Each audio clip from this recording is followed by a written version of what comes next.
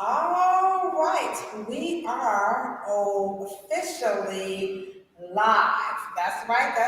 You are live and direct with TC. Yep. Say what's up, TC. We What's up? got the one and only, the ultimate black hair change agent, Cheryl Morrow, is over to all the way to the right or to the left, depending on where you're situated at on your computer screen. And we are now at the end. We said we feel like new edition. Is this the end? Y'all like that singing? So we are at the last of our four-part interview series. This has been one super duper dynamic journey of insight, of education, of enlightenment, of validation. It's just been absolutely phenomenal for me. I'm sure everybody in the chat who's following. I kind of went through and just started tallying up the number of views across the various platforms. And we're probably up to close to maybe like 700 views.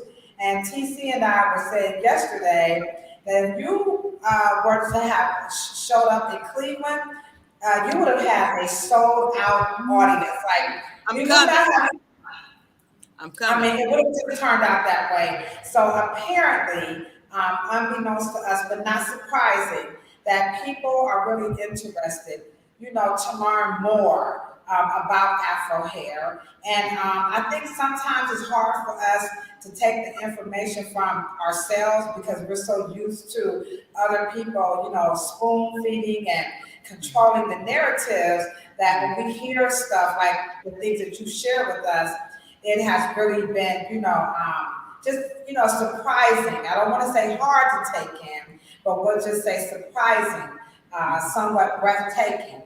We're waiting for some people to come in the chat, and as we do that, we still have a nice number of people come through on Eventbrite. So this is like really like my third time working via Eventbrite.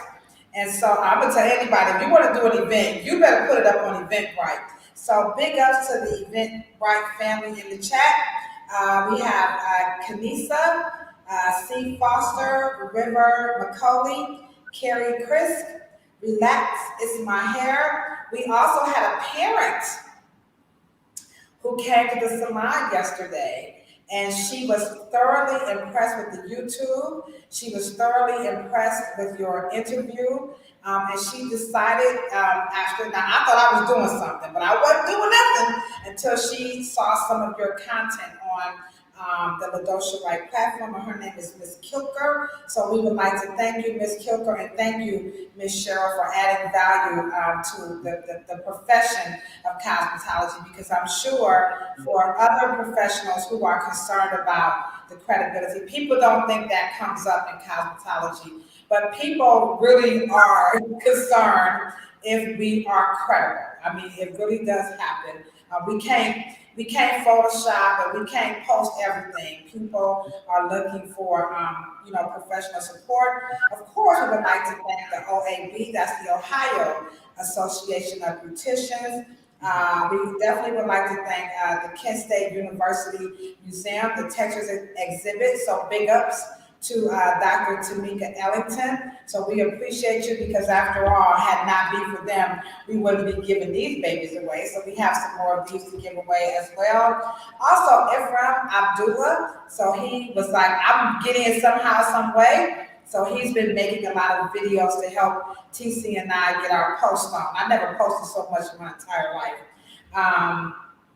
And then my aunt Mary Taylor-Shelby, who is single-handedly responsible for anything that's happening in Memphis. My aunt Mary Taylor-Shelby has really been on the Memphis in the Memphis YouTube streets and and Facebook buildings, and she has been praising the efforts of you and your father. So we want to definitely acknowledge all the people who are going along with us on the journey.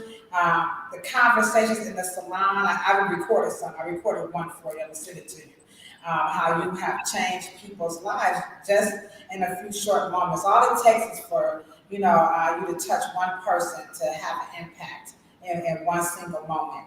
Speaking of impact in one single moment, I had no idea of who Travis Scott was until I saw my feed, and so all the prayers out to the family who lost their loved ones. I lost a son in the blink of an eye, but he was in the hospital. I would never think that a child could go to a concert and never come home again. So and I'm gonna be honest. That's the first time in my old age that I felt a disconnect with the young people. Because I'm like, who is Travis Scott? Who is Kylie? I don't know who these people are, so I felt really old. And I said, Dad, and you talked about this whole gerontocracy, we don't want to give up and all this. So now I kind of felt that because I did not know who he was. So in all seriousness, to all the family who have lost someone or been hurt, and of course, much respect to all of those first responders who I think they said they made it there in like 2 minutes. That's probably a world record of helping people. So we definitely want to say that. So TC, are you ready? Yeah, are we ready for the premiere? Are we go down? No, we're gonna wait till when Cheryl give us the cue for that. So we got some goodness coming up. We got some goodness. So we got some people coming through on the chat. Let's see. We are about to get ready into the last of our 4-part series. It's called Hair, the Truths, the Lies, all of this stuff. According, to Cheryl Morrow, we are in the last series, and this one is all about cuts, curls, and coins, right? And then we want to answer the question: will today's beauty and barber entrepreneurs reach legacy status? So this is going to be a really tough one because it's all about the Benjamins, baby. So this is going to be a tough one. So we want you guys to get ready. Get your pencils if you got ink pens and pencils, because when she comes through the chat, it's like Kara's one classes in session, so you can stop guessing. So TC, let's take it away with. Well, before we do that, Cheryl, you got sunshine, and we have. It's cold in Cleveland. I think it snowed a little bit last week. We had some sleep. How is it? How are you in beautiful, sunny California? It's so beautiful. I mean, it's Southern California. What else can I say? It is what it is. Is it as beautiful as the Browns winning? What about that, TC? Somebody's gonna wear some brown and orange nail polish today. How about that for some good weather? Yeah, it's really beautiful. Yeah, it's about 79, about 78. Sunny. It rained a couple of days last week, but it's sporadic. It's enough to handle. It's enough to handle. It's enough to make people drive stupid. Okay. And TC, we got Shayna is loving the art behind you. So welcome, Shayna. I think TC did that on purpose. Yeah. I mean, can I say what I want to say? Or what you want to say? Go ahead, say it. Listen, if anybody wants to buy this, let me know. All right. It is for sale. It's beautiful. That art, it's beautiful. That art is for sale. Okay. So how can they find out? About. Can they inbox you, or how does that go? Yeah. I'll put it in the chat before we get off of the broadcast. All right, okay. So the artwork is for sale. If you're on YouTube, you can try to hurry up and get on the Facebook. And I will put the information in the YouTube chat as well, okay? Yeah. All right, okay. Go ahead. Yeah. Okay, here we go. So today we are talking curls, coins, and legacy. And just like LaDosha mentioned, one of the things that we're going to plan on discussing for this last part of our series was the gerontocracy piece, but we covered it. So we're going to fast forward because we have some more exciting things to share with you all later on. But let's start with this question, Ms. Morrow. When we're thinking about the beauty industry, when we're thinking about new students coming out of cosmetology school, starting business, they're entrepreneurs, people getting their braiding licenses. You talked about credibility. A conversation that I was having with some people yesterday about music, hip hop. There's a lot of artists who are very popular. They get pushed to the front, even when they have a number one song, when they haven't done a concert, they haven't even been to Cleveland. How are they on top, right? So when it comes to the hair industry, I'm sure there's some of that too, where people are put on a pedestal, and they haven't really done much. But also, when it comes to that, when we don't have a lot of people who are really in the game for with the same intention and the heart and the passion for it, like you and Ladosha, how do we get to the point where hairstylists and hair beauty industry entrepreneurs can redevelop, I'll say, that legacy that your father left behind, that the Bronner brothers and all these other wonderful companies, where it's kind of been lost to, I don't know what it's been lost to, but maybe you can speak on that as well. Be like, what's happening with the legacy factor in all this? That's a good question. I will say we got to put skills before clientele. So Okay. if you're going to put your celebrity clientele as a metric system for how effective, productive, and constructive you are within the industry, then I guess the level of entry or performance or elevation or of the quality of the infrastructure of the beauty of black hair care industry is only going to be based on who you're doing and not how and what you're doing. Hmm. And so, this is the age of the influencer and the celebrity hairstylist. And not to say that, of Ladosha's mentor, like Olive Benson and mine, James Harris and Rudy Townsend, and the ones of the greats, Eric Dyson and Thomas Hayden and Barry Fletcher. And these were industry giants in terms of what they contribute. John Atchison, creator of the asymmetrical cut, and that has to be the metric system for students and people coming into the industry, not the fact that somebody made you popular because of course they're on stage doing something. That's not quite, that's part of it, but it's a very small part of it, and it actually is very individualistic. It's not industrial. It doesn't help the industry as a whole. It just helps your personal career. And so there is no real counsel or code of conduct. There's no metric system. There's no complex of think tanks in terms of how we glue each other to the health and the effectiveness of the actual industry.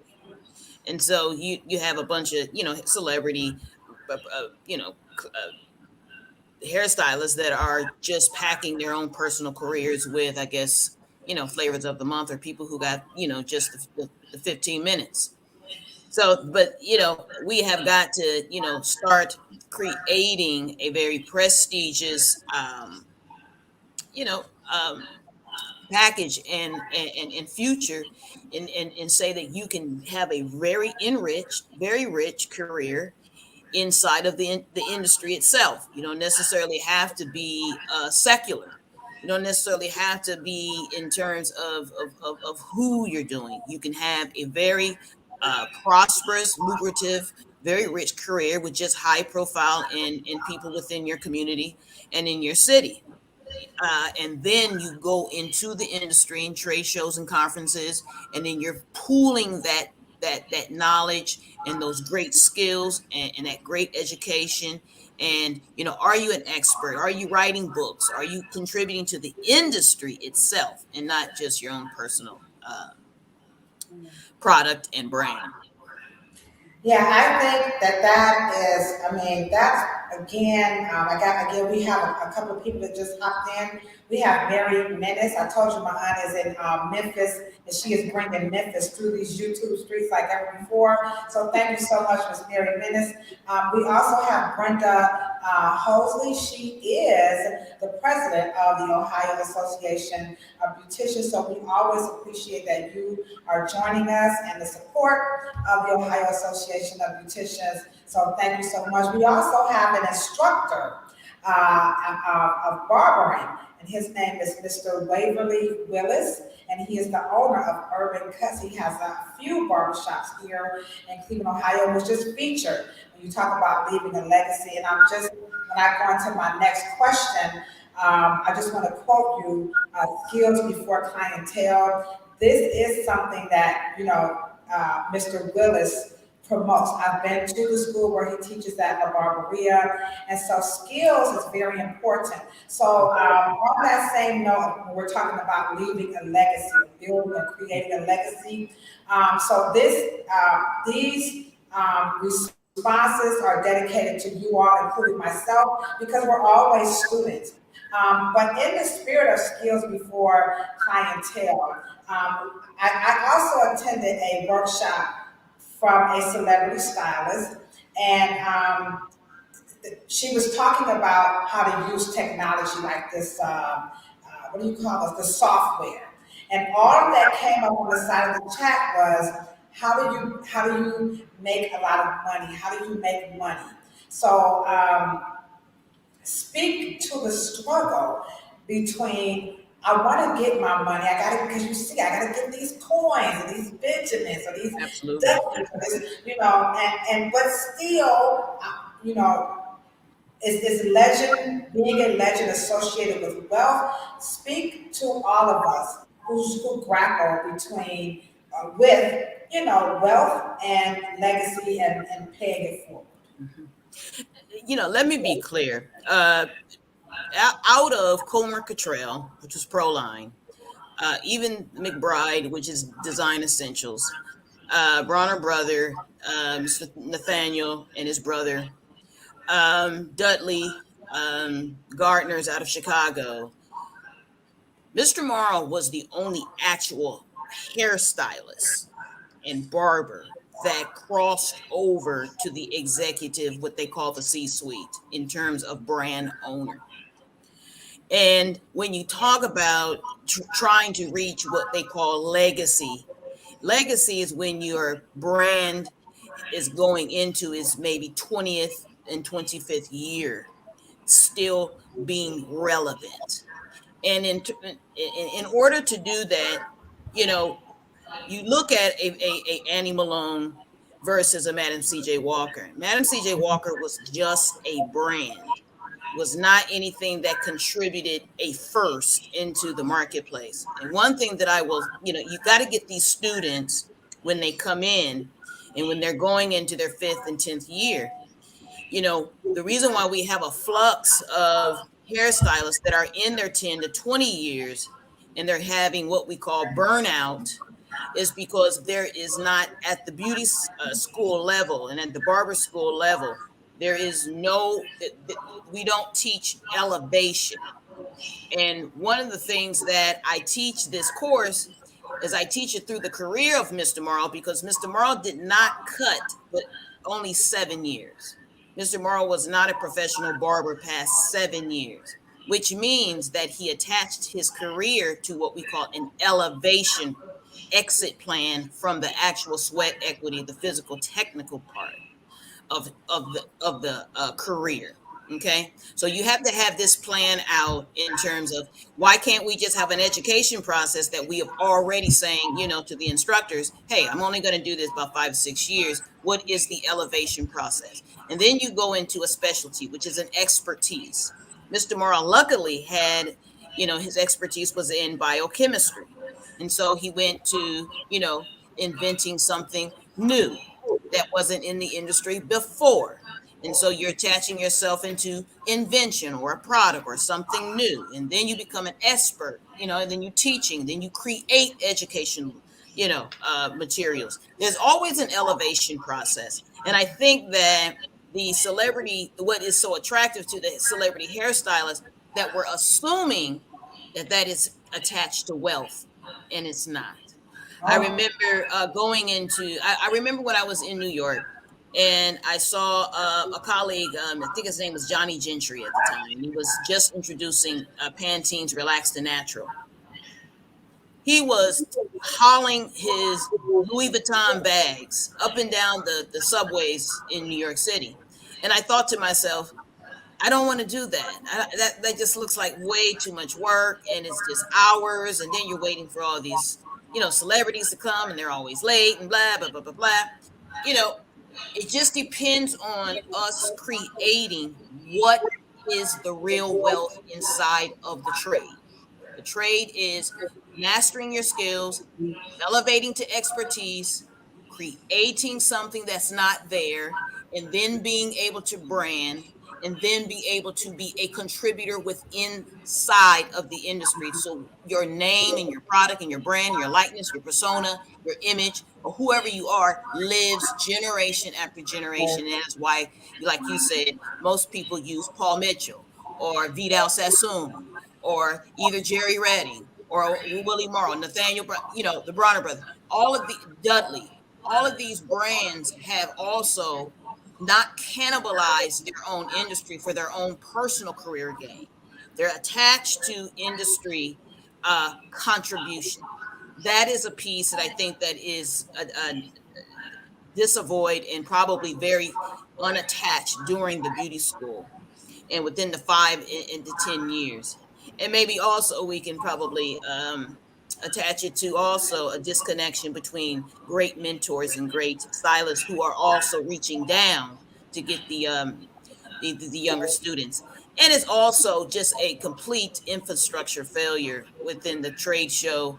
And the trade shows usually, I think, after hairstylists, you went from your salon and then you did platform artists, right? You wanted to right, work for a manufacturer. That is not even quite there anymore, because the trade show is different. The trade show is, very attachments and wigs and weaves. So it's very different, or it's, just, curls and pudding. So it's a very different industry. So the industry is not supporting great legends anymore. right, It's yeah. right. Yeah, that's poignant. Now we do have a young lady. She's speaking all the way from I hope I'm saying this right, Quebec, in Canada. And so we got some New Yorkers in the house. I'm telling you, this is really it's going good. And so to her, which she is actually agreeing with what you are saying, except she is saying the specificity around Afro hair because I'm just going to walk back through because Mr. Willis is also, again, he's an instructor. So I'm going to walk back through what you just mentioned, and then I'm going to use squeeze infuse rather Shauna. I'm going to make sure I got your name correctly. Shauna Danae Coley. And so what she's saying is we want to include the Afro hair.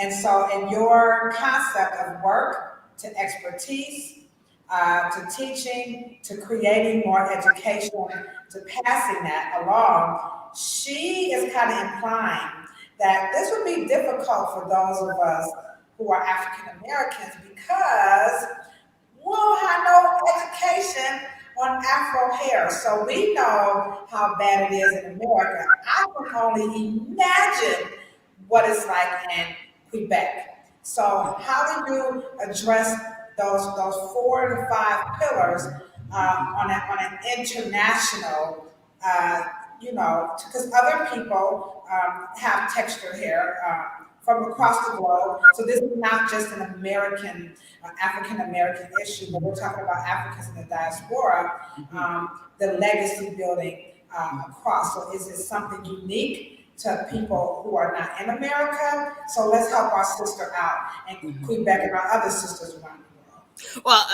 Canada is like a stomping ground for me. I've been in Nova Scotia.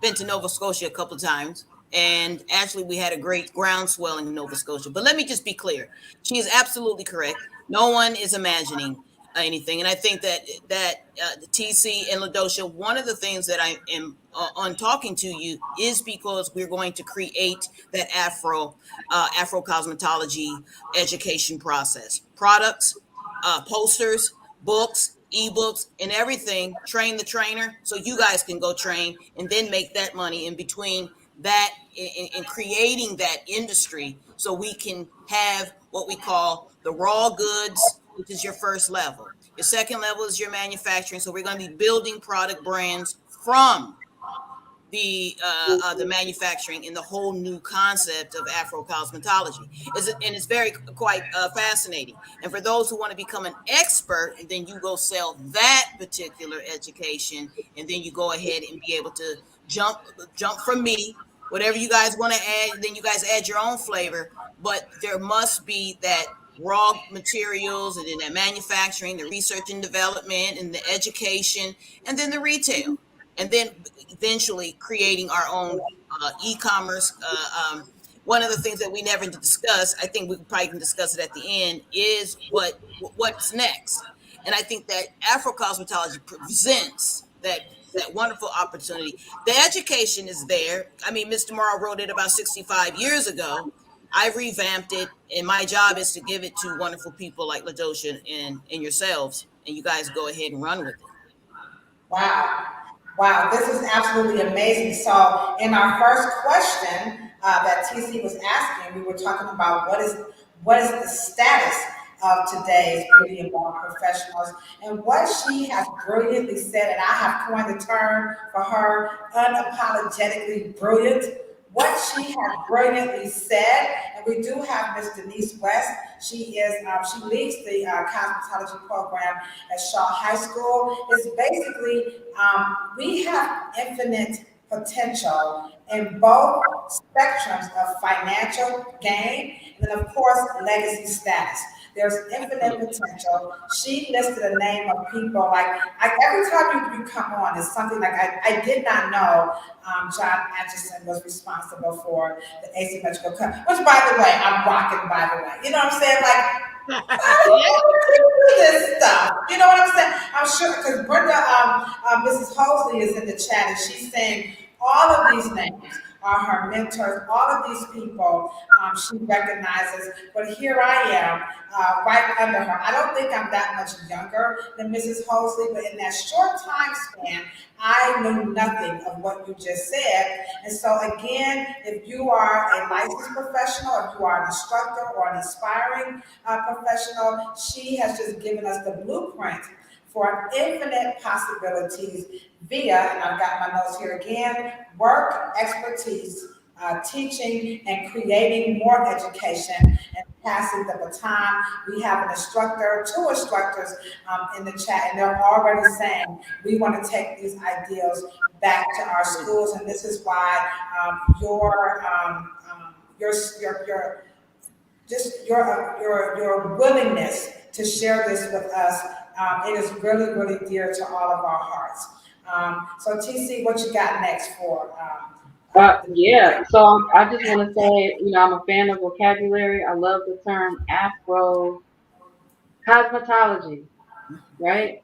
Yes. Afro cosmetology. And I was thinking about when I heard that word about the beauty industry, it's segmented into what blonde hair stuff, natural or Afro hair stuff.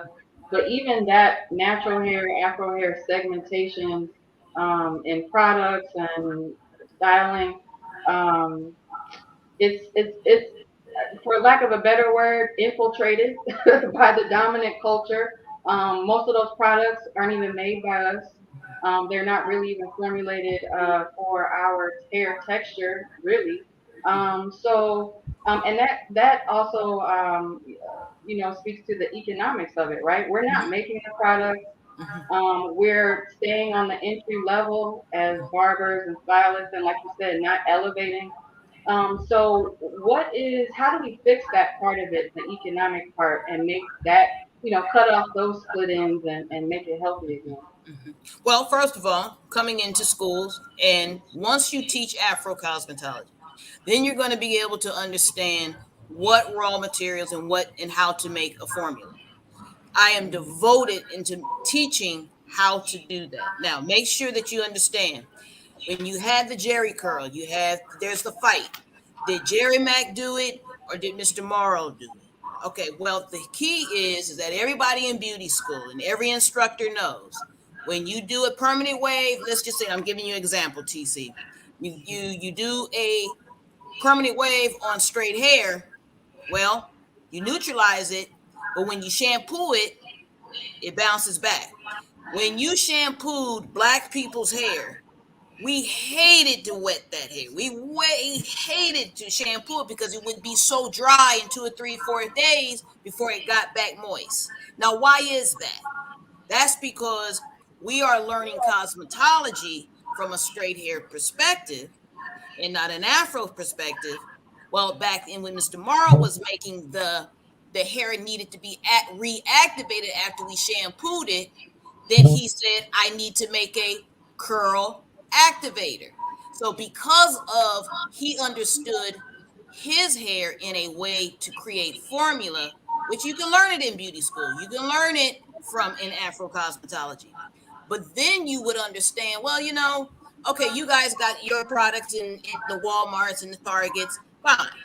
But we need our hair, the products formulated with this and that and this, and we need heavy molecules, we need lighter molecules, we need oil molecules, and then we have a product that is made and created for textures with higher coil counts, right? And then, Right. and so once you gain that particular perspective, and let me be clear, I Afro cosmetology is not, it's to me the an African perspective of anything makes math, biology, chemistry, engineering, whatever it is, it makes it logical and it's very easy to understand. It's only hard to understand is when you are trying to apply a different perspective onto a different hair or a different apparatus. It's hard Right. because the science is upside down. And so Afro cosmetology, I believe, will open up the doors for media, education, products, formulation, biochemistry, whatever you guys want to do, whatever level inside of the industry that you want to get into, it will make it an easier way from the idea to the formulation of the idea to the bank. It's a closer way path to success, and it's been proven. SB Fuller taught Dudley, and Dudley taught me and a man named Earl Crockett. He said beauty is the only industry where you can go from zero to hero in a matter of 6 months. It's a Wow. formula that is tried and true.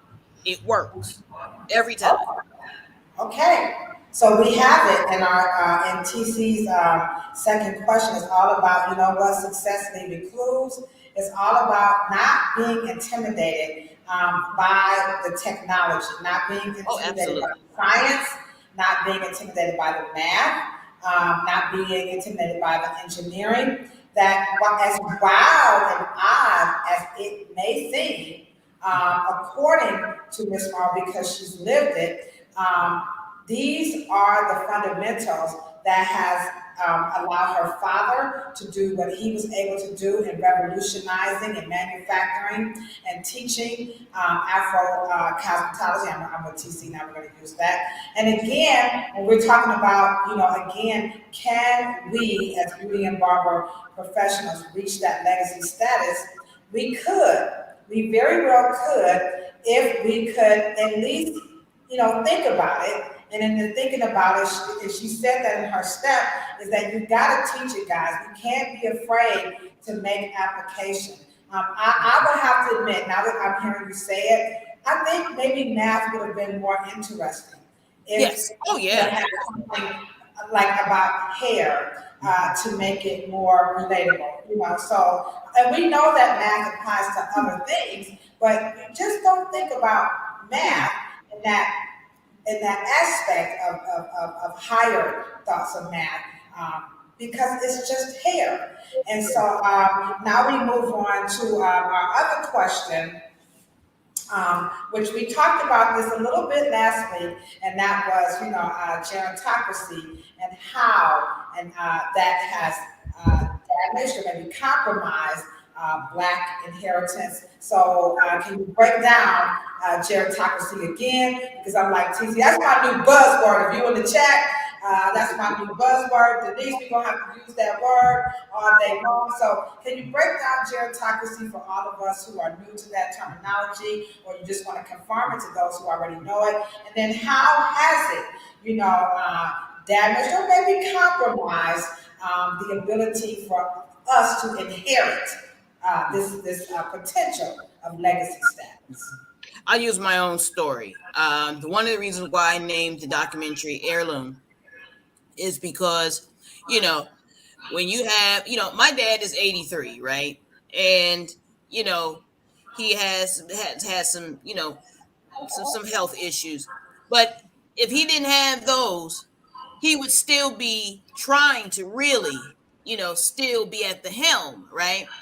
And I think that, the baby boomer generation understands that their job was to get us on the board, is to get Black people out of the cotton field, out of the, plantation, out of servitude, and to get us in positions of entrepreneurship and upper management of corporations and companies, and into the Main Street and Wall Street. I get it. The problem is that when you have wealth gaps, okay, or perceived wealth gaps, to close them, the problem is that you can't have your slowest and oldest when other races have their youngest and fastest. So that's not physics, you see.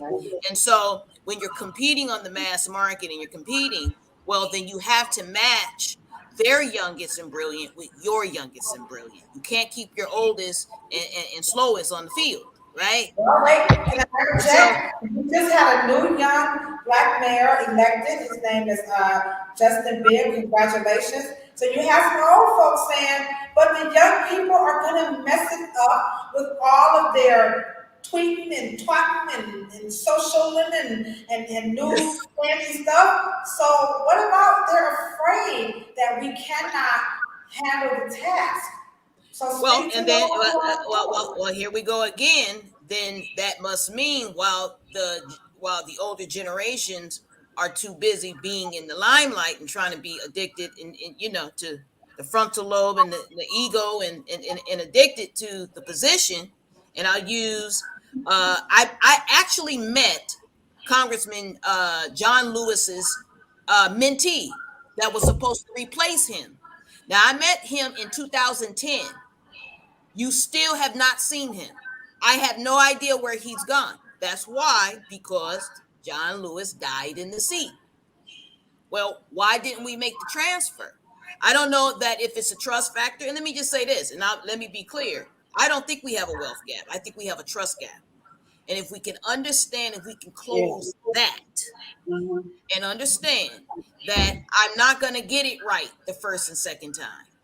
You didn't get it right the first and second time. My dad didn't get it right the second time. But I have the luxury of having you. So you can support me and tell me what I'm doing wrong. But you have to let me go, because the continuum of your community and your race of people is more important than your particular position in your job and your ego. And so we have just got to be able to get there. And if if your children can trust you to lead when they're children, you can certainly trust them to lead when they're adults. Oh wow, the chat is on fire. I mean, it's lit up. You got church up in here. We got Miss Marva C. Saying it's all making sense right about now. You have Mr. Waverly, you have Denise, you have my aunt that's like, tell him, tell him. This is something that we've probably not heard it like this before, because we like to euphemize things here in America. We love semantics. And so we know that the passing I had one elder told me this morning she doesn't believe in the passing of the baton. She thinks the problem is that the young people are not stepping up, which I kind of beg to differ. I do see younger people stepping up in the beauty and barber industry, definitely attempting to do different things. And I think that's why we saw the big exodus, the mass exodus from salons to salon lofts, is because the owners did not want to listen to the younger talent that was coming through the doors. I know for me, the younger people would not let me get past 50. They insisted that my ring, I had the wrong ring light. You're wearing the wrong makeup, you smell bad.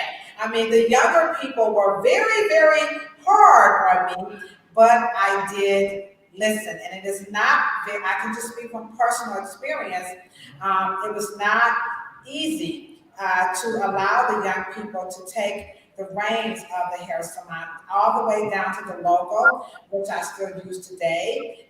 They created all of this. And so to those of you who are out there and you're talking about you're grappling with how to do both, and she's just given us an example, is that they are going to make mistakes, and but that is where the opportunity to advance. Is that what you're saying? That when we mess this up, it helps us get there, or do we just say, now we got bald-headed holes out here? See what you did? Well, let me just say this, to the young woman that says she doesn't believe in passing the baton, she believes in stepping up. Now, here's the thing. When you saw President number 45, you saw his son, you saw his daughter. It was irrelevant what they were doing. The point is when I stepped up when I was born, I didn't have me. The point is that I was groomed. See, I was groomed from 2 and 3 and 4, like Asian children. They're groomed just because they could just be hanging out playing games in the next room. Just the fact that they're in the restaurant or they're in the room. And what you're doing is that, I understand that Black culture, we are wired through the elders. We're wired through our elders. And that is the support and the pillar in the foundation. The problem is that we can do that when we are in our native and our culture, but it doesn't work in capitalism. It doesn't work. And so when you want to compete and you want to dominate, you have to be able to have the young and the old have to become quite close and bedfellows and understand. And you have to tell them, look, I'm going to point to where the bodies are buried. Go over there and go get them. Because at the end of the day, I know at 54, there's just some things that I'm not impressed. I don't want to do, and I'm not doing. But they want to do it. So when they want to do it, well, hey, I'll tell you how to do it, but I ain't doing it. They want to do it, so let them do it. And it's a well-oiled machine because they have a lot of energy. They're very bright. They're very brilliant. They want, and one of the things too that elders must understand, that when they don't know and they can't Google it, they're gonna call you. They gonna ask you. And so you just need to be ready to be able to say, okay, all right, you've exercised all your options. Now let me teach you. They'll be ready, but we have to be able to understand that we are all we've got. We've got to hang in there. And they've got some wonderful talent and energy. Now they may be missing some principles, but I do think that there is a time and place, and we need to, I tell them, heirs do not hustle. Heirs are people who are here, are born to in something that they are expecting to have and be ready for it. They must be prepared to perform. Period. We cannot, we cannot initiate them. You can't, haze them. You can't reduce them. No, when they're here, they have to feel like a prince and princess. You are groomed to do this, and they will rise to the occasion every time. I do believe that. They're talking about they in the chat like teamwork makes the dream work. we can do this. So sometimes the elders, we've got to, we gotta open up a little bit. We gotta let go and understand and trust the process, which you already mentioned. That's probably more bigger to the problem than what we think it is. It's really probably more about trust than anything else. Mr. Waverly Willis of the Barberia and Urban Cuts would like to know, as far as inventing or creating something new for our industry, would you suggest a physical hair product or something with technology? Both? Which one would you lean to? Thank you, Well, Waverly.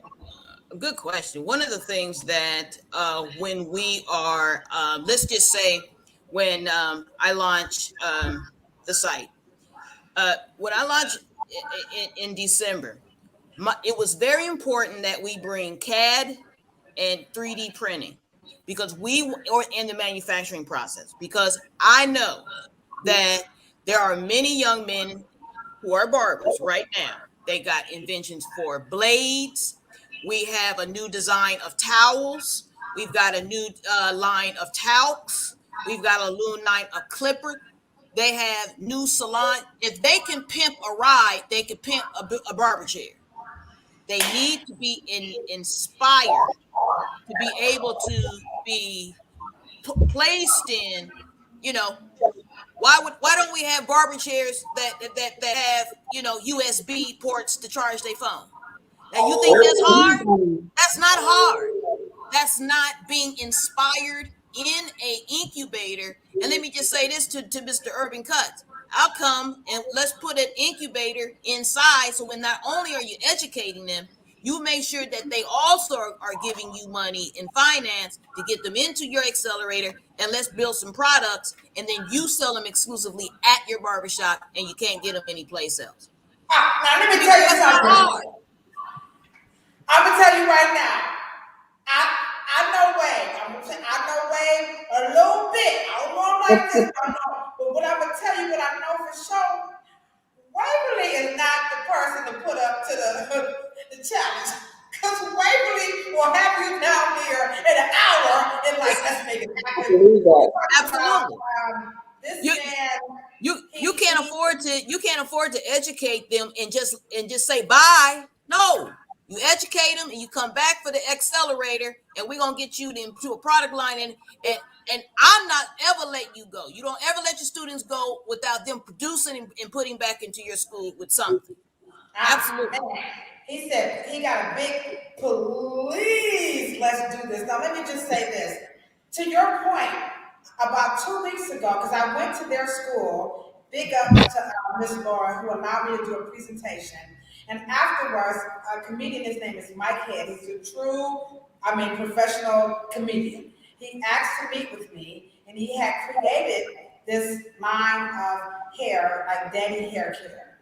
And to your point, as I met with him, I would not let him leave without a plan to feel his dream and activate his dream. I cannot agree with you more. I had young ladies, her name was Jasmine Frisco, she's now married, her name was Jasmine Corella, Latoya. They wanted some type of a fashion and hair stuff that I'm like, I don't know. But when I tell you, they put together this thing called Rock the Chic, and they were just going all over with fashion, and their twist was like shoes and hair and these quirky hair colors. But I was like, this is not going to last. But I went along. That's why my hair looked like, you know what I'm saying? So you are right. We do have to do, but this is not very comfortable, because I remember letting them cut my hair, and oh my Lord, I'm like, should I have not got a mannequin? But I did do that because I felt that if they said, if LaDosha trusts us, then it's okay to go further. So when we're talking about this legacy status, these are action words. This is an action thing. This is not something that we can, like she said, we can't just be on these platforms and talking. All this CRT, this critical race theory, all this black Africans traded, participated in the slave trade. Hey guys, she's giving us the answers. It's okay to bring this stuff up, but we cannot just release this information into these spongy minds and let them loose. We have to give them some tasks, and she's given us some wonderful ideas via STEM to help. But if we allow the gerontocracy to impede, what she's saying is there will be no legacy. If we think it's bad with coconut oil and shea butter, we ain't seen nothing yet. I mean, I'm concerned about these waxes that they're making with this braiding. And I foresee the same trauma on scalps and hair the same way we saw from the sew-ins. We have to have the technology so that when people are creating this stuff, it's not at the expense of customers. But like she said, there will be some mistakes. That's okay, but we need to have a plan in place. TC, what you got? I'm again. You always catch me when I'm just learning. I'm just sitting at the foot here. Uh, but I agree. I mean, you saw me shaking my head. I'm like nodding. My neck hurts from nodding so much. Yeah, especially when you were talking about the reaching back and pulling the people up. The person commented that young people aren't stepping up, but it's both. I say to me, it's both. There are other things that you want to get involved in, and when you know, uh, we see it, and we see it especially here in Cleveland. All those family businesses that were here, the restaurants, the stores, the cleaners that the children didn't take over, and now we see all the other cultural groups coming into our neighborhoods and running those businesses, replacing us. And so we are going to have to start replacing ourselves by starting. How do you ever change anything in a culture? You start with the younger people. Absolutely. And yeah, and so I just And let agree. me let me just add. Let's just say waxes and heavy and high molecular weight substances. The key here is one of the reasons why I mentioned STEM. We need to get into the bioengineers at the campuses and at the high schools. We And have to create what we call water soluble, and it's a very easy remedy. It's just biochemistry. But the key is that you need the cosmetologists and you need the beauty experts to tell them how to make it. So we ain't never in the same lab at the same time, then we ain't gonna get it ever together. It ain't Let gonna me, ever get on the shelf. hey, we got Waverly in the chat saying he's like in tears. Now you know how I feel. I'm not the only one. You got people. I can't even read all this here because I thought it was just me. I mean, my eyes are just like, plus I probably need some glasses. But you are getting so much. Um, um, like amen. You got church up in here, you got confirmations, you even have affirmations. Because we know that this is needed, but we just didn't know that we could do it. And she's telling all of us there is infinite potential. We most certainly can do it. We will connect. The last question is how to fix it. And so since she kind of let it leak a little bit, I'm going to go ahead on and just put it out there. We do have the people who's going to be participating in the chat. We do have Brenda L. Hosley, again, of the Ohio Association of Beauticians. We also have Cheryl Morrow here. We have myself, and we are the three writers, if you will, of a needs analysis. We are guaranteed a seat at the table of 2 universities to submit a proposal or concept to include Afro hair into the discipline of higher education via Pan-African Studies or Black Studies. So Waverly, we hear you, we feel you, we are doing our best. We will make sure that you get a chance to connect with Miss Morrow. I love to write grants, so I will definitely do my part to help your mind that is going crazy right now, and your tears will not be flown in vain. So we are trying, guys, but we're going to need a groundswell from every single person. And Waverly, you are already in. He says he wants in. And when Waverly comes in, he's like, again, KRS-One to be on course. You got to grow the force. So Waverly has a force, a crew of believers and who understands the mission. So Cheryl, you are giving us a beautiful charge, a task that we all are going to take on with pride. We're definitely, now we know, don't be afraid to make mistakes, because she just told us it is part of the process. Nothing is beyond our imaginations. Cheryl, you want to take it from here, because we have some wonderful things that you want to share with us. Yeah. And I believe that our fixation on beauty, on our hair, is a very subconscious soul call for us to know ourselves on a deeper level. I mean, and to be able to soften the entry to mathematics through a mathematical equation of a curl, that's math. And once you understand that, you can't even help but think in terms of math, because you braid in binary code. You braid literally in binary code. No one has just taught you that you do that, but it's very easy to you once you put it into a cosmetology, very soft Afro. If it's Afro affinity, I believe that we can learn and then prosper, package it, and then become quite prosperous. But what do you want me to introduce, Dosha?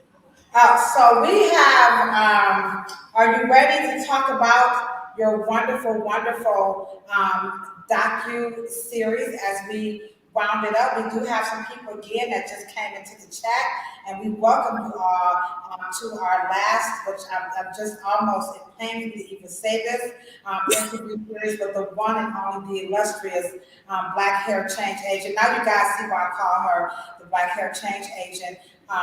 Intrapreneur, and you can go to our first video tomorrow more about intrapreneur, Cheryl Morrow, and we are talking about the topic of will today's beauty and barber entrepreneurs reach legacy status, and she has eloquently demonstrated that this is definitely achievable via infinite possibilities using STEM and also bringing forth the traditions of regular hairstyling, and not being so controlled by some of the narratives that are giving us bits and pieces of a much bigger picture, and people behind the scenes who have made it possible for me to even rock this hairstyle and this hair color that were all of the African diaspora.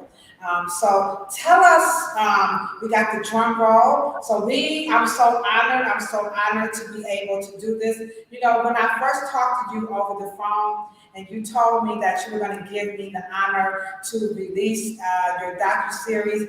You know how you hear something and you like, did she just say what I think she just said?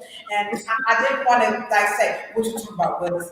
So I took it in, and then when you sent it last night, I was like, holy shit, she was for real, So and so I'm so honored. I'm so honored that I have my aunts, my family. I have Waverly, who I just admire so much to be able to do this. So take it away and tell us about Heirloom. Heirloom is just, we talk about wealth gap, we talk about prosperity. The key here is that Malcolm X used to always say, we don't know if if we did anything, we won't do anything. And Heirloom is a story of when we got it right. And when we got it right, and how we got it wrong, when we, in terms of displacing ourselves within Black hair care. For just a minute, I believe that the moment is now that we're going to correct that. But I wanted to give a more instructional from how I literally grew up, and the backstories and following my dad including me. Just because I was a little girl, he took me to his meetings. I wanted to give that story on what the truth was according to what actually happened from one of the 5 dynastic families that were in and responsible for what we knew as Black hair care. And so, in growing up with Mr. Dudley, knowing the Johnsons, John Johnson, John H. Johnson, the Ebony family, how those things happen and why were they interconnected. And one woman said to me, she says, "Yeah, you guys talk about wealth," and of course she was a millennial. She says, "But where are the heirs? Like, where did the money go? And like, where are you guys?" And she was correct. So no one is talking, and we knew it happened, but where are the heirs? And that's why I call it Heirloom. And I wanted to at least do the docuseries so we can have a great conversation across this country and the planet, so we can get this right. So we can get this right. So we're gonna let you take it away, TC. So you guys, Cleveland, I want to let you know that we are definitely on notice as being definitely one of the people who are participating in Infinite Possibilities right now. So TC, you want to take it away, and here is the big release of the premiere of Heirloom.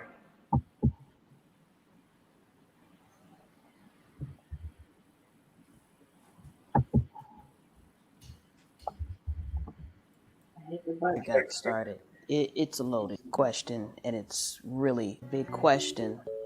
I think you first have to start, if we can focus on Annie Malone being industrial. She moved in complete different circles than Madam.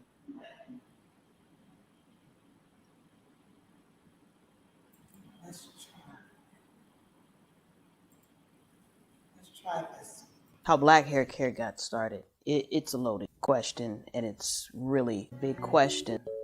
I think you first have to start, if we can focus on Annie Malone being industrial. She moved in complete different circles than Madam C.J. Walker. European beauty history is more hygienic, more I wouldn't say medical, but it was more hygiene, trying to deal with hygienic issues. Men relaxed maybe 7 to 10 years before Black women. So, but I have to say, when they found out that it was not very good for us, they stopped. They were like, hey, people in the West Indies protesting, their consciousness being raised. Then you have the Rastafarian, the locks, and it's always a conscious shifting. The Afro Black Power movement, you're getting away from the institution and the industrializing of Black hair care at that point. The legislature of states never wanted to implement the teaching of Afro curly hair until Mr. Morrow did it in 1964. But when it came to 400 years without a comb, and I can say that I don't remember asking him why he named it that. When you see African hairstyles, they're usually shot from the profile. The curl. Oh, you guys want to know about the curl. Okay, Black America, I'm gonna take a deep breath. Double acid, which is to straighten it, then re-put it on a roller, and then put permanent wave lotion on it again, and then neutralizing, stopping that action. But Mr. Morrow said I needed to get more action because I need it to thrive, so it needs to be reactivated. So he called it curl activator. I mean, talking about something so completely masterful. But that's what technology does for an industry, and which is where I'm going to close this series. I mean, we have to have technology if we're going to get back in the game, right? Here we go, money talk. All right. everybody's hitting the heart button. If you could write some hand claps in the chat, since we could not see this in person, I think TC's going to come back through. But this is absolutely amazing. So that's Heirloom, the docuseries. So everybody, we thank you guys. Thank you for all the hearts. Also, don't forget to share the YouTube video so we can get in these algorithms. All these questions, you're just going to help bring more visibility. Also, hit that thumbs up so that we can get in the YouTube, streets for real out here, okay? So give us some more information about Heirloom, like when can we see it, and just anything else you want to share with us about Heirloom. Let me just say this: I have enjoyed all of the. I'm involved in a couple of film ideas that they want to do. One, the story of the girl, and then they want to do the story of my dad's life. And Black people. Let me just say this: people don't really understand that the curl was so technologically sophisticated. I know we laugh about the activator and the wetness and the juice, but it was so sophisticated that Europe was completely outclassed. That's why they didn't touch it. Because if you think about it, permanent waving inside beauty school has always been there since the 1920s, 1930s. And even Marjorie Joyner had a permanent wave machine. But the curl is a whole different system. And, so it goes through a lot of myths. It corrects certain things. We have a lot of myths in Black hair care that are not true. And so I wanted to make sure that when we had the start, we're going to start over, guys, 2022. We're going to start all over. Within a matter of 2 to 3, 4 years, we're going to not only reach the multi-billion-dollar status of the 1970s and 80s, but we are going to surpass it. Why? Because we are going to not do the same mistakes. We're going to restructure, and we're going to make sure that everyone can, from the collegiate institutions to the occupational sciences to high school, if they want to just go from high school and say, you know what, I'm going to become a beauty engineer. I'm going to go into Botech. I'm not going to, I'm just going to go make, a whole new set of mirrors, the mirror that where you can, tap on it and then you can get your hair. All the technology, it's wide open, and so I am welcoming. So one of the things that I do at c-morrow.com is to consult us into, we have a line of called Salon Couture, where we're making designing the whole cape, designing the whole towels, designing everything from a stylist's perspective. And so the towels that we use today are bathroom towels. They are not stylist towels. And so we're going to recut it, redesign it. There's so much to do in this industry. There's so much for you guys to do. Don't retire out of the industry. Retire back in and just go to another level. Yes. Yes. There you have it. Infinite possibilities. Absolutely. We can most certainly do this. We have Selena Adji in the chat. And so she's saying that this is very, very powerful, and she's looking forward to seeing the docuseries. We also have Mary Menace, who's saying that some of the stuff that you share with her, it just actually breaks her heart. But again, she's looking forward to more of what we can do in the beauty industry, especially when it comes to being able to serve the public. And so now that we have this docuseries, tell us a little bit about behind the scenes. Like, did you produce this, or is this your brainchild? Or tell us a little bit more about the docuseries.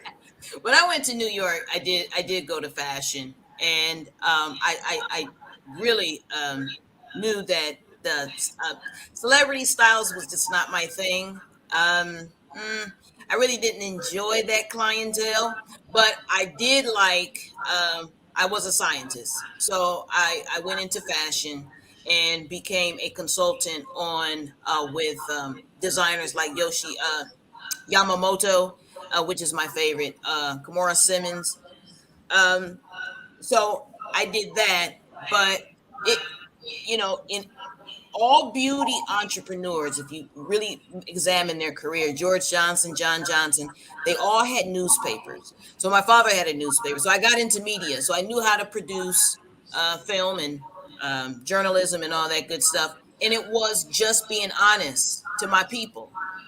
So And there's are you also saying that film is something else that cosmetologists and barbers can do? I mean, are you saying that they can make? I'm gonna tell you right now, trying to make them little snippets on let, albums. It's let- not for me, guys. But is let this me what just you're say saying? this. Let me just say this.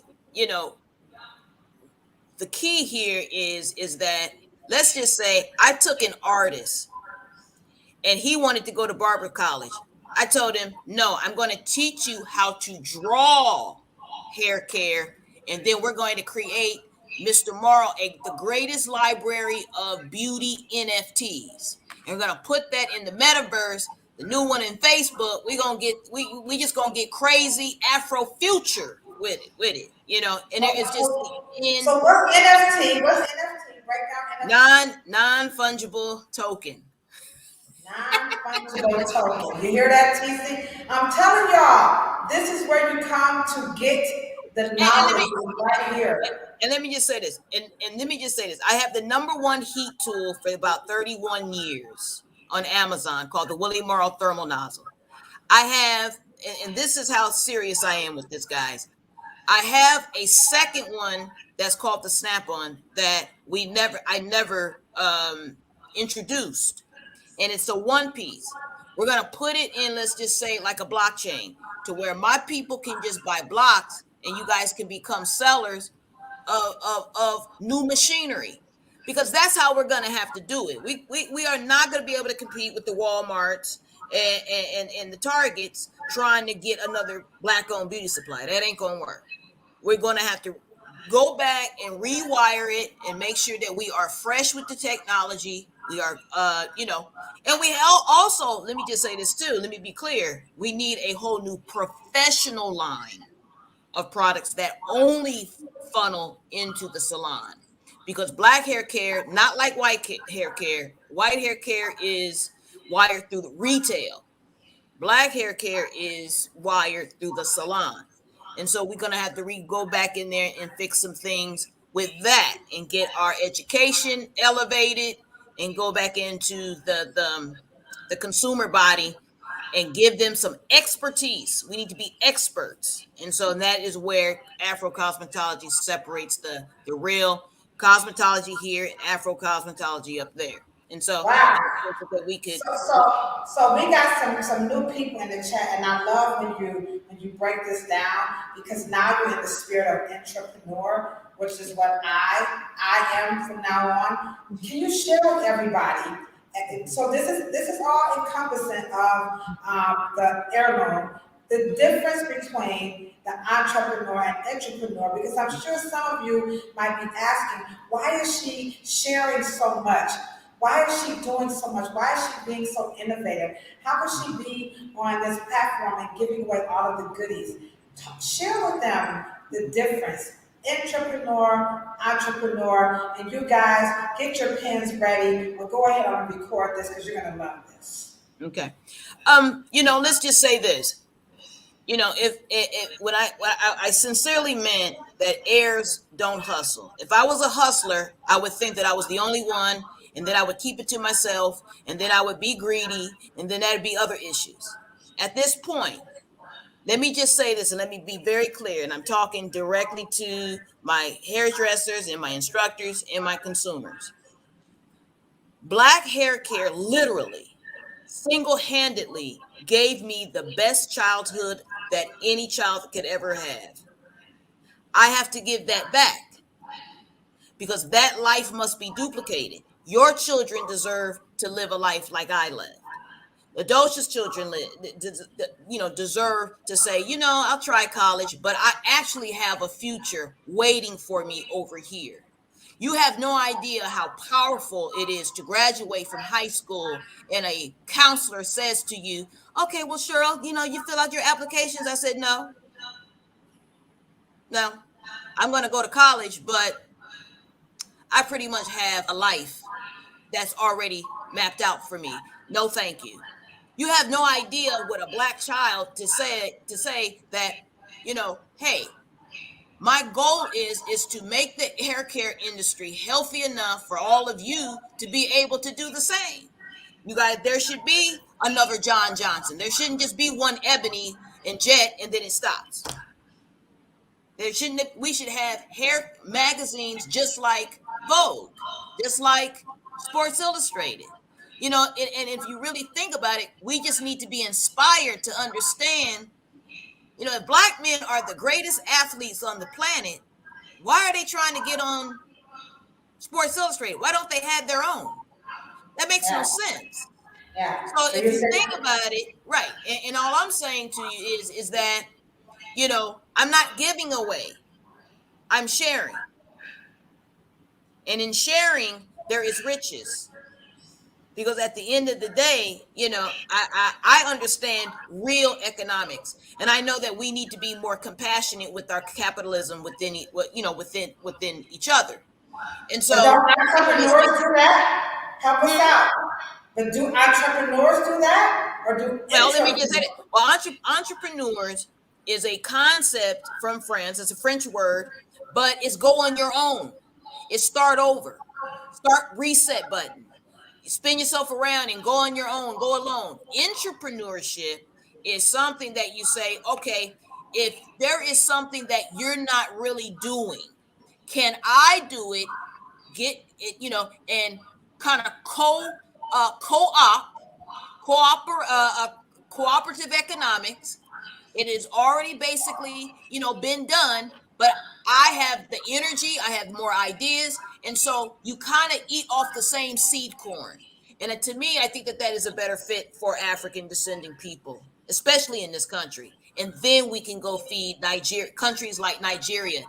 There's so many people in Nigeria that want to look African American. There's so many people that want to join the continental African American person and we need them. Because we're swimming in here, and dying in the, we're dying on the vine here. But an entrepreneur finds something in a cooperative economic way that says, let's share the seed corn. I have the ability to plant, you don't, but you have the seed corn. Can we do it together? That's entrepreneurship, and that's what I am. Wow, me too. Me too. Did you check out this new word? TC, you ready? The Continental African American. Yeah. Whoa, I love it. I love it. Do you feel the hashtag unapologetically brilliant? As a matter of fact, whenever you mention Cheryl Morrow on any platform, you must use hashtag unapologetically brilliant, because this is what this woman is bringing to us via the answering of the question, will today's beauty and barber entrepreneurs reach legacy status? We can, if we recognize the infinite possibilities. Perhaps we should embrace the stance of intrapreneurship, because I did not know that entrepreneur was a French word. It's kind of like balayage,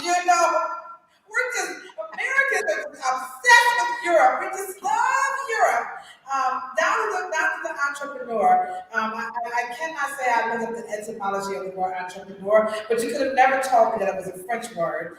And so we have it, guys. We also have a wonderful docuseries that we're going to be able. When will we be able to consume all of the heirloom? When will that be able for us to see? It will be on c-morrow.com, and that will be right after the holidays. First of the year is when the site's going to be launched. You're going to have all the information.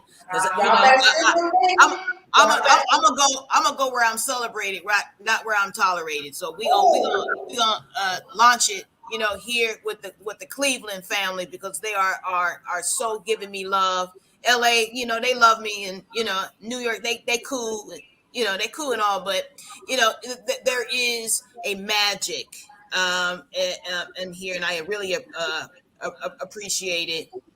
And one of the things that I also wanted to just add is that not only is it possible, but there's nothing more heartbreaking with a brand like Carol's Daughter being acquired, and then it just disappears off the face of the earth, and there's a lot of things that I think that white America, and then just the industry of business, that Black entrepreneurs and entrepreneurs miss, and they're not shared with us, and it's in the polishing, in the breeding, and that is what is passed down to in white American and European families. It's a polishing, and there's certain things that Lisa Price would have known, before she started, or whatever the case may be. There's things that beauty brands need to know, and it's just that those executive skill sets that are not passed down to us like they're passed down to the Lauder family or the Betancourt, L'Oreal. They are given certain grooming that we're just in polishing that we just don't get. I want to change that, and I grew up in it, so we're gonna stop that madness, and we're gonna get us some real good beauty skills that goes with these brilliant ideas that we got going on. And if we learn the business of beauty, not just the money, and if we understand that, over the counter, Walmart and Target, they don't build brands. You don't want to go on those shelves if you have not built brand position, because you don't want your product sitting next to Pantene. That just doesn't make sense. Yeah. So there are certain things that we are told to do that we shouldn't do, and the things that we should do that we're not told. You know what I mean? So hopefully we can, and we probably can do it faster through the beauty school in Barber College. And I think that those two institutions are very good places for incubators, and I would love to help. Now, and we are definitely going to take you up on that help under one condition. Shayna from Quebec says, whatever you do, you cannot leave out Canada. So Oh, absolutely. You got three C's represented. You got Cleveland, you got California, and you got Canada. No, I got you. Quebec, So I got Shayna, you. we're gonna need you. So you make sure you inbox us and you give us your information, because you're going to be our official Canadian Connect, because we got the three C's. You got Tri-C in Cleveland, stands for Cuyahoga Community College. But on the C Morrow platform, Tri-C now stands for California, Cleveland, and Canada. And we like to give a super duper shout out to Miss Shayna from Quebec for inspiring that again. And that's what that entrepreneur, you see how that happened right here before your very eyes. She mentioned that this is probably the best way for free spirits, right? And those of us of the African, ancestry, to make this thing happen is be an entrepreneur. So this is how it's going down. We are coming close up to the end. So TC, is there anything that you want to say, or you want to make sure we don't miss? Any comments you want to add about this wonderful 4-part interview series, which you can catch all three right here on Facebook and YouTube. Again, don't forget to share and like and subscribe. Yeah, well, just thank you for inviting me to be a part of it, Ladosha, and it's been a great workshop, honestly, with you, Cheryl Morrow. This was an invaluable experience, and we can tell by the feedback that Ladosha has gotten in the comments, with the emails, and especially during the live sessions with people. Again, I like to call it purple smoke, like our brains are just like, you know what I'm saying? So I just really appreciate it, and Absolutely. And, thank you. Yeah. Ladosha, back to you. Yeah, and so, I feel like I'm on CNN. Back to you, reading my face.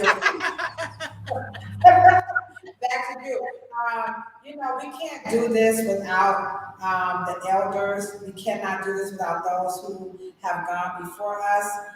Again, some people that I did not know did certain things. I thank you for bringing to the attention the beautiful legacy of Annie Turbo Malone. Her legacy definitely needs to be told and shared. We hope that you all will go out and learn a lot more about Annie Turbo Malone, and we know that her contributions is why we're here, y'all, and we're not taking away anything from all the other people who follow behind her. So I just want to make just a special, metaverse shout out to Annie Turbo Malone, that we love you. We hear you, we feel you. We are doing our best in the spirit of entrepreneurship to carry forth your legacy with respect. And of course, we want to trailblaze us into the 21st century. And as my brother Blaze would say, because we are space age Africans. Absolutely. So go back, but it's time to take this party forward. We can't do it without the youth. So, and youth not necessarily meaning in age, but youth also, if you're just new to the beauty and barber industry, Waverly Willis, the folks over at La Barberia, Institute of Barbering, I appreciate you all so much for being supportive. Again, the Ohio Association of Beauticians, my Aunt Mary, and the Memphis people in the Heezy. We appreciate that Dirty South flow very, very much. Also, Dr. Tamika Ellington, Dr. Joseph Underwood, Miss Cheryl Rogers, all of the Kent State University Museum Texas exhibit. And so we have 2 tickets to give away, and the last 2 people in the chat will get one, and that's going to go to Shelly Shockley. I'm Team Shelly, so Shelly Shockley, you get one, and Denise West, you get one, and these give you 2. These passes are for 2 people, so get your friends and go check out the Textures exhibit at the Kent State University Museum, and this exhibit is dedicated to the art and the history of Black hair, which, by the way, her father over here, Dr. Willie Morrow, has donated a large portion of what you will see in the exhibit. So we definitely could not do this without the one and only. I still can't believe in a million years I'm in the sphere of Dr. Willie Morrow. Dreams do come true. Cheryl, we need you to leave us with definitely some words of advice, some instructions, some love, whatever you want to do. We need you to wrap this up for us like no other. Well, what is prepared for you guys is a whole host of new podcasts. So I want you to know that the camera that I'm looking at the future podcasters, the future magazine publishers. I'm looking at the next textbook publishers. I am looking at the next engineers of clippers and blow dry comb attachments, blow dryers, new products, new oils, new technology, new equipment, new salon furniture, the whole gamut.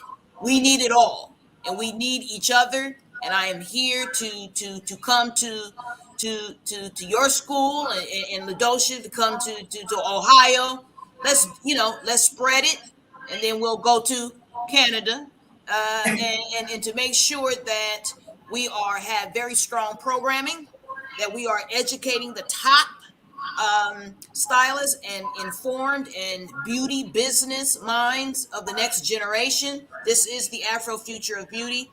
The time is here, and so we're going into the age of Aquarius, and we need new information. And let me just say this, guys, what I got coming. I mean, and I realize that as a Black woman, I realize that I got to jaw drop Black people.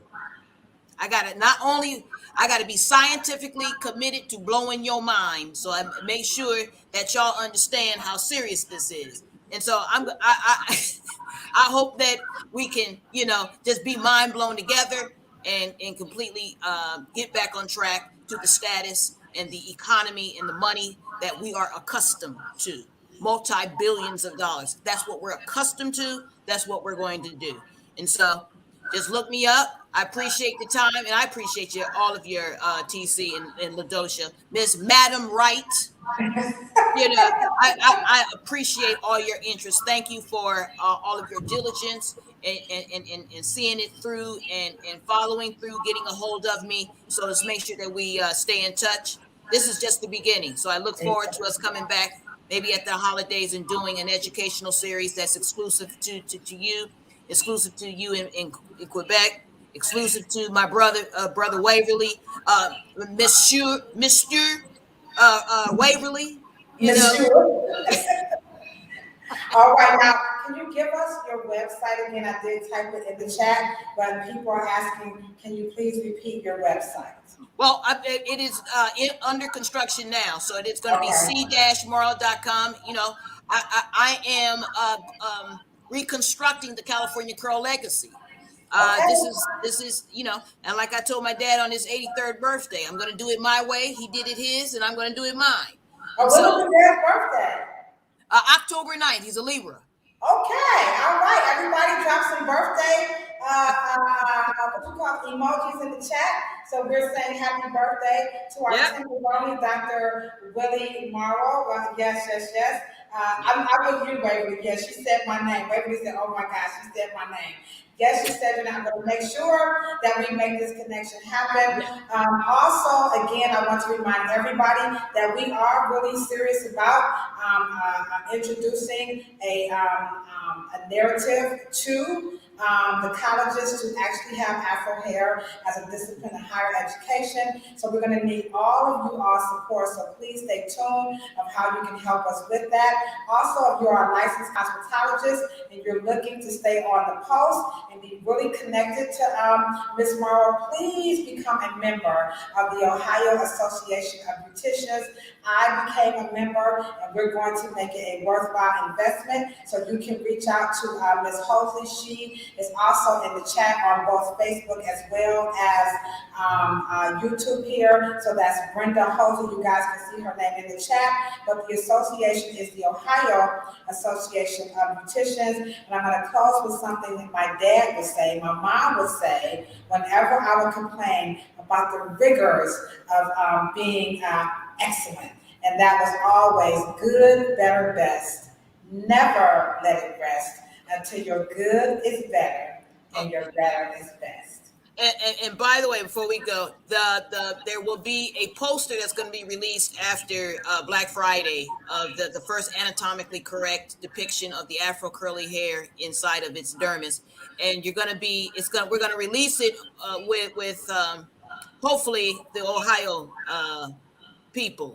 Okay. All right. Okay. So Brenda, we're going to make sure that we can make that happen. We thank you guys so much. Watch all the other episodes. Cheryl, I'm coming to see you real soon. We'll be in touch. Yes, I'm saving up all my lunch money. Please don't ask me for my Christmas gift. I'm not doing it. I'm buying my ticket to go see Cheryl. If y'all want to come get your own tickets, they're going to be on sale. You know what I say when I'm always signing out? I'm talking about a whole lot of peace. Most certainly a whole lot of love for TC for doing this with me. Most certainly a whole lot of hair. But check this out. If you ain't got no hair, don't want no hair, can't stand hair, can't even grow hair, you plan on cutting it off, but you still like watching hair porn, you know what we say? Don't worry about it. Just rub your beautiful bald head because bald heads are most certainly always beautiful too. Deuces.